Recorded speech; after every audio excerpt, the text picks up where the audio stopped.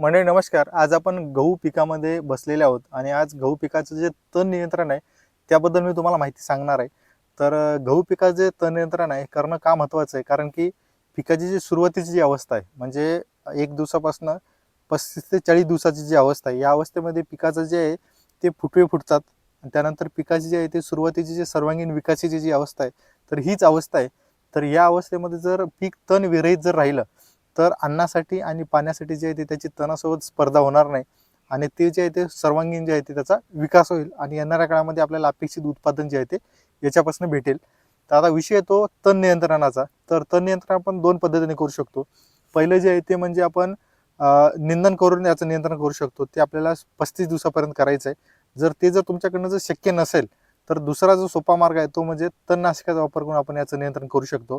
गव्हामध्ये जर तणनाशकाबद्दल सांगायचं झालं तर मुख्य 3 ते 4 तणनाशक येतात त्याच्यामध्ये.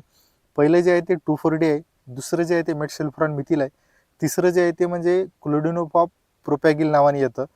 तर हे तणनाशक मुख्यत्वे आहेत. याच्यामध्ये जे आहे ते तुम्ही वेगवेगळे पण येतात आणि काही कॉम्बिनेशनमध्ये येतात. कॉम्बिनेशनमध्ये सांगायचं झालं तर UPL कंपनीचे वेस्ता येतं किंवा याच कॉम्बिनेशनमध्ये वेगवेगळ्या नावाने येतात वेगवेगळ्या कंपनीचं. तुम्हाला जे योग्य वाटतं तुम्ही ते वापर करा. तर ह्याच्या कॉम्बिनेशनमध्ये असतं काय, तर मेटसल्फोरान मिथिल 1% आणि क्लोडिनोफॉप प्रोपॅगिलचे येतं ते 15% येतं. तर हे तुम्ही वापर करू शकता. पण याच्यामध्ये अडचण एक अशी आहे की ज्यावेळेस गोल पानाचं जे तण आहे हे ज्यावेळेस जास्त प्रमाणामध्ये असतं तर त्यावेळेस याचं कुठंतरी तण नियंत्रण कमी प्रमाणामध्ये होतं. मग तुम्हाला जर गोल पानाचं जर तण तुमच्या शेतामध्ये जर जास्त असेल, तुमच्या गव्हामध्ये जर गोल पानाचं तण जर जास्त प्रमाणामध्ये दिसत असेल, तर तुम्ही माझा जो अनुभव आहे किंवा मी माझ्या शेतामध्ये जे वापरलं आहे त्यानुसार सांगू इच्छितो की जे वेगवेगळे जे 2 कॉम्बिनेशन आहेत ते मिक्स करून वापरायला पाहिजे.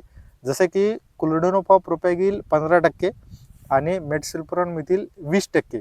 जसं की ज्याचं अल्ग्रिप नावाने येतं मेटसल्फोरान मिथिल 20% किंवा वेगवेगळ्या नावाने येतं. तर हे जे 2 घटक आहेत क्लोडिनोफॉप प्रोपॅगिल आणि मेटसल्फोरान मिथिल 20% वालं, तर ह्याचं कॉम्बिनेशन करून जर आपण वापर केला तर गोल पानाचं तण नियंत्रण चांगल्या पद्धतीने होतं आणि सोबतच लांब पानाचं तण जे आहे ते पूर्ण पद्धतीने जे आहे ते नियंत्रण मिळवता येतं. तर हे एकंदरीत पद्धतीने गहू पिकाचं तण नियंत्रण होतं. तर याबद्दल जे आहे ते थोडक्यात माहिती सांगायचा मी प्रयत्न केलेला आहे. तर या व्हिडिओबद्दलची तुमची प्रतिक्रिया नेमकी काय, तर कमेंट बॉक्समध्ये कमेंट करायला बिलकुल विसरू नका. धन्यवाद.